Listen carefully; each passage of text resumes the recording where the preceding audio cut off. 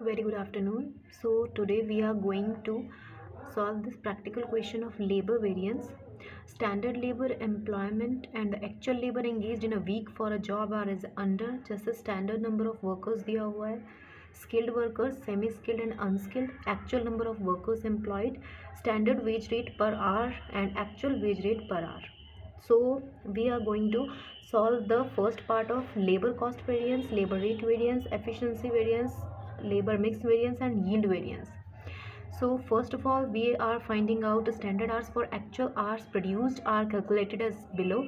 Skilled hours मतलब skilled जो employees हैं उसका ये फॉर्मूला है कि 1800 अपॉन 2000. ये आया कहाँ से, इसको हम एक फॉर्मूले के थ्रू समझने की कोशिश करेंगे. सबसे पहले जो 1800 है वो क्या है, हमारे standard labour hours, standard labour hours, ठीक है.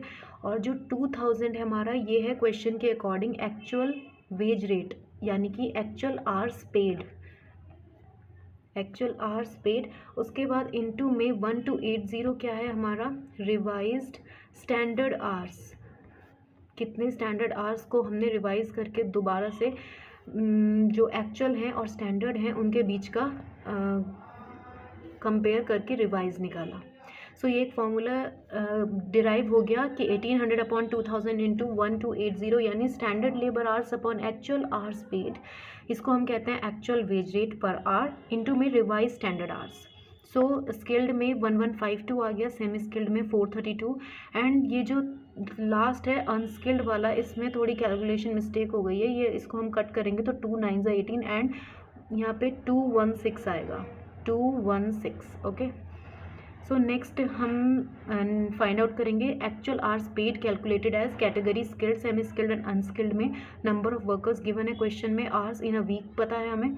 सो टोटल आवर्स हम इनको मल्टीप्लाई करके 1120, 720 एंड 160 निकाल लेंगे. टोटल इसका करेंगे तो 2000.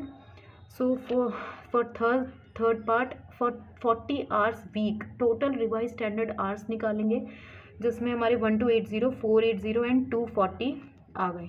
नेक्स्ट पार्ट में हम सबसे पहले लेबर कॉस्ट वेरिएंस को डिराइव करने के लिए कि स्टैंडर्ड कॉस्ट फॉर वर्क जो हमने काम किया, hours work minus actual cost paid, इसको जब हम सॉल्व करेंगे तो फॉर्मूले में पुट करेंगे तो स्टैंडर्ड आवर्स और स्टैंडर्ड रेट हमें दोनों ही चाहिए. तो इस टेबल के थ्रू हमने इसको सॉल्व किया. जैसे स्टैंडर्ड आवर्स क्या है, हमने जो अभी पिछले क्वेश्चन में निकाला 1152, दिस इज स्टैंडर्ड आवर. तो इन सबको एज इट इज़ पुट कर देंगे टेबल में. उसके बाद हम इसको मल्टीप्लाई करेंगे अपने स्टैंडर्ड रेट से जो हमें इस क्वेश्चन में गिवन है. यहाँ पे standard rate 321 and actual wages rate per hour यानी कि एक्चुअल आवर्स पेड, उसका गिवन है हमें 4, 3 और 2.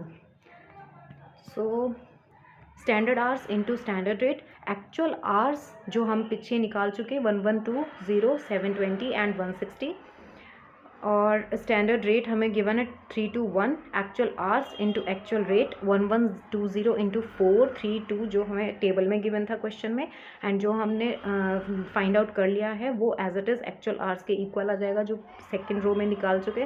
नेक्स्ट रिवाइज स्टैंडर्ड आवर्स हमने सबसे लास्ट वाली टेबल में निकाला था 1280, 480 एंड 240, और स्टैंडर्ड रेट हमें गिवन है एज इट इज़ इसके. ठीक. सो अब सिर्फ और सिर्फ हमें वैल्यूज़ पुट करनी है, standard hours into standard rate यानी कि 4536, इसको टोटल कर लेंगे फर्स्ट वाले को. फिर उसके बाद minus actual hours into actual rate, this is 6960, तो इसका टोटल माइनस करेंगे तो 2420 एडवर्स में आएगा. एडवर्स यानी unfavourable. Second is labour rate variance, जो कि एक्चुअल आवर्स को मल्टीप्लाई किया हमने स्टैंडर्ड रेट माइनस में एक्चुअल रेट. स्किल्ड में 3360 माइनस 4480, तो 1120 एडवर्स में आ गया. सेमी स्किल्ड में 1440 माइनस में 2160, तो 720 एडवर्स में आ गया. जब हम इसको हमें चेक करने का एक फॉर्मूला भी है कि लेबर कॉस्ट वेरिएंस हमेशा किसके इक्वल होता है, लेबर एफिशिएंसी वेरिएंस और लेबर रेट वेरिएंस के समीशन के. ठीक है, तो ये हमारे पास एक इक्वेशन ऑलरेडी गिवन है जो हमें याद करनी है. नेक्स्ट है हमारा labour efficiency variance, standard rate को मल्टीप्लाई करेंगे स्टैंडर्ड आवर्स माइनस में एक्चुअल आवर्स में. ये सारी एज इट इज़ हमें सिर्फ और सिर्फ स्किल्ड, सेमी स्किल्ड, अनस्किल्ड इसमें पुट कर करके वैल्यूज़ जो हमने ये टेबल फाइंड आउट पहले ही कर ली, इसमें वैल्यू सिर्फ पुट करनी है। ठीक, तो हमें फॉर्मूलाज तो याद हैं कि स्टैंडर्ड हमें जब एफिशिएंसी निकालनी होती है, एफिशिएंसी किस पे बेस होती है, रेट के बजाय आवर्स पे, तो इसलिए ब्रैकेट में क्या आएंगे हमारे नंबर ऑफ आवर्स और फिर हम रेट से मल्टीप्लाई कर देंगे उसको। लेबर मिक्स वेरिएंस में हमेशा याद रखेंगे हम कि रिवाइज स्टैंडर्ड आवर्स को ही माइनस करेंगे।